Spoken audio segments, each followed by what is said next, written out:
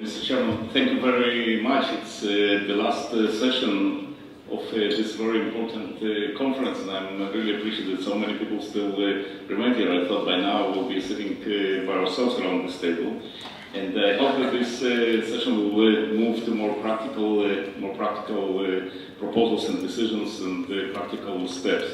There is no doubt from everything that we heard during the day that anti-Semitism is on the rise across the world, and in some countries Jews really feel that they live in real fear. Despite these tangible threats, some might think that anti-Semitism on social media is just a marginal problem, or that it is something that does not need to be taken seriously, just on social media. It is easy to believe that anti-Semitism online is reserved for fringe elements hidden on dark corners and members of only forums. You might think that it is only seen by those in the know and those who seek it out. This is very far from being the truth. The World Jewish Congress commissioned, as you said, a very intensive study on the scale and impact of online anti-Semitism in 2016 and found just how widespread and dangerous the phenomenon is. I would like now to share with you the broad highlights, very broadly highlights of our findings. Our study found that every 83 seconds an anti-Semitic post is uploaded to social media platform. This does not include retweets, likes, or activity of private groups. Friends and colleagues, if every 83 seconds sounds high, that's because it is. It means that every minute somebody is preparing anti-Semitic tweet. Every minute someone is preparing to incite hatred. Still, every 83 seconds is just a number, and therefore still very abstract. I want to put it in terms that we can all understand instinctively. It is almost certain that your children, any of your children, have seen explicit anti-Semitic posts on their social media feeds just when innocently browsing there. They may see these posts regularly. Today, nobody has to go looking for such hatred. It is in plain sight on the world's most heavily used sites, Facebook, Twitter, like I mentioned, and YouTube. The scale of the problem is frightening. Let's break it down further. Our 2016 summary study found 158,000 expressions of hatred against Jews, 14,000 instances of Holocaust denial, 25,000 instances of demonization of Jews, and most worrying, 31,000 direct incitements to violence against Jewish people.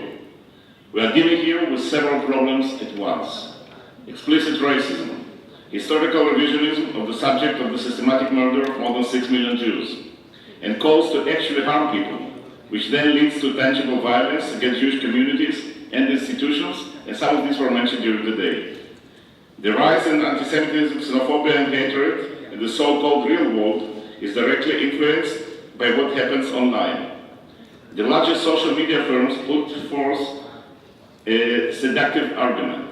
They recognize that a clear problem exists, and they set clear guidelines for what can be considered offensive material.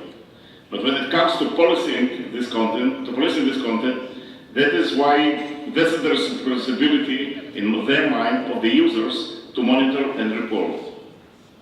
And they do take these reports seriously. The WJC has found that when we bring to the major social media companies instances of hate speech, their response is swift and effective. But we cannot accept the argument that it is up to the user to police such content.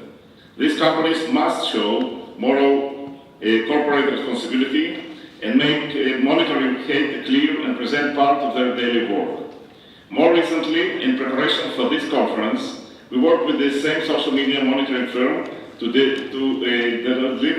dive deeper into extent of Holocaust denials online during these months of January 2018, during which the WJC held its annual We Remember social media campaign to raise awareness of these very issues. So, the results are, vigorous analysis indicate that the problem not only still exists since 2016 or beginning 2017, it is getting worse. From January 1st to January 24th and 23 days, 13,200 posts online included neo-Nazi and anti-Semitic symbols or signs were posted. 2,600 posts denying the existence of the Holocaust or claiming that the descriptions of numbers were exaggerated were posted. A daily average of 108 posts denying the Holocaust in less than 1 month. This is what we are fighting against. Another troubling finding in 2016 were mentioned that 41% of the posts using Holocaust symbols were written with humor. In 2018, only 20% of these posts were humoristic. The other 80% included serious, accusing and offensive use of symbols against Jews. We at WJC know that defining anti-Semitism is very difficult, and at this junction many argue about exactly what such a definition should comprise, and this was discussed here. So to finalize, until IRA 2016 definition is adopted by all the countries, let's be very practical. Spreading conspiracies about Jews, attributing negative tendencies about Jews, spreading lies and conspiracies about Israel, and holding Israel to a standard no other state would be subject to. All of this, including Holocaust denial, comprise the phenomenon of anti-Semitism. Together we must call on social media companies to take responsibility for halting anti-Semitism in all its various forms, and in so doing we must insist that anti-Semitism be called only by name, explicitly and without fear of criticism. You know, there's a word in Hebrew which has no translation, which is called the tachlis. The best translation I can find to this is something like no.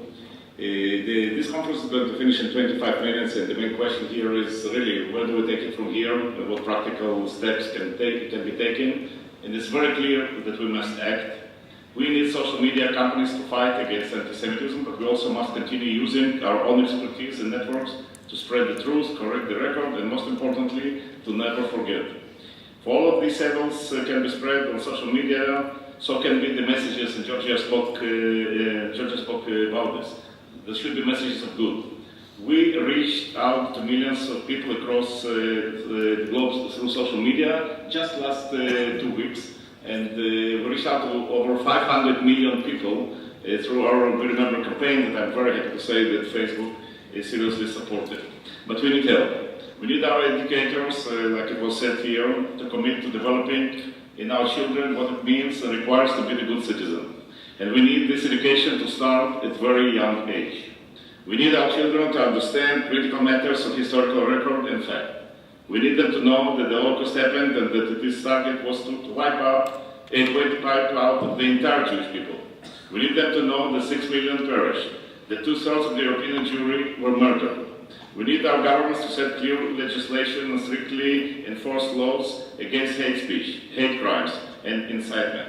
We also need organizations like the OSCE that organize this conference to adopt the IRA definition of anti-Semitism. From social media companies, and I would like really to comment Google and Facebook presented here, but we need from them good faith and like they have and proactive proposals to counter the speech and spread of hate. We need them to recognize and embrace the responsibility for ensuring a digital space that is safe for all users. Colleagues, change is possible. Let's remember that just a few years ago, Disney, Salesforce, and Google each declined to purchase Twitter due to a large part to the increasing instances of hate speech on their platforms. In March 2017, various high-profile brands removed their ads from YouTube in protest of its automated ad placement, which put commercial content beside videos containing hate speech. The share price of Google, which owns YouTube, fell as a direct result of this development. And changes were made, and I comment for this. Social media companies will have to eventually recognize that there is a monetary value in ensuring that their platforms are free from hate. If they don't, their bottom line will suffer. Civil society, average citizens, government, media companies, and educational institutions must come together to actively resist normalization of hatred on social media. I would like to conclude by quoting the late Elie Wiesel, Nobel laureate and Holocaust survivor. We must take sides. Neutrality helps the oppressor, never the victim. Silence encourages the tormentor, never the tormented. Sometimes we must interfere. When human lives are in danger, when human dignity is in jeopardy, national borders and sensitivities become irrelevant. Wherever men and women are persecuted because of their race, religion, or political views, that place must, at that moment, become the center of the universe. Thank you.